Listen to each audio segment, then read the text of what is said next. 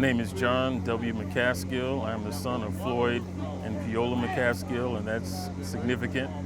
My mother was on the board of NCNW. She was on Dr. Height's board. Dr. Height used to call the house all the time.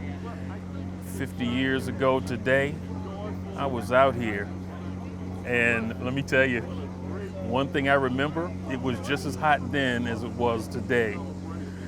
I didn't really know much about Miss Bethune at the time. I knew I was hungry that day, I was getting headaches, I was thirsty, and Mother kept me out here the entire time. Little did I know that what she was instilling in me at the time would contribute to who I am today. 2016, I started working for the National Park Service, and one of our sites was Miss Bethune's council house. And that's when I really started to learn more about Miss Bethune. You know, she's around 8, 9 years old, and she's somewhere, and she's looking at a book, and some little white child tells her black folk don't read. She's like, really? Listen, it didn't take me long to realize the last thing you want to do is to tell a sister what she can and can't do, right? So Miss Bethune ultimately starts a school. And there is a story of her. She's out, you know, they're trying to find stuff to use to teach the kids, and she's out in a junkyard essentially, and she's finding stuff. And then she gets this vision of dormitories, classrooms, cafeteria, all of this stuff. And she points to somebody, hey, mister, do you see my school, right? And so she ends up starting a school. That is phenomenal for a woman like that to do that. One of my favorite stories,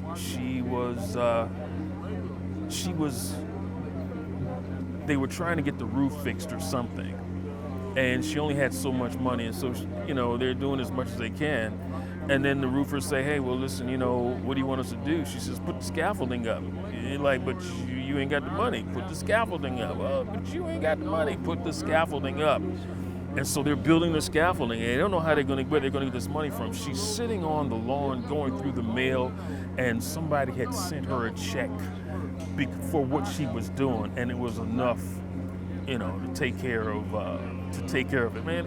You know, and so I'm learning these stories about her. You know, she handpicked like 41 African American women to be officers during World War II. That was unprecedented. Nobody had ever done that before, right? And just the impact that she's had, you know, school, being a part of Roosevelt's Black Cabinet. She's going to the White House one day and somebody says, can I help you, Auntie? She says, which one of my sister's sons are you? And trust me, she never had a problem getting into the White House after that, right? That's who this woman was. But she was open about her faith. You know, her favorite hymn was leaning, safe and secure from all alarms, leaning on the everlasting arms. You know, it was no doubt where her source, who her source was. And so, yeah, I'm grateful to her. I'm grateful to Dr. Height. I'm grateful to my parents. You know, what's the legacy? I'll tell you what it is in me.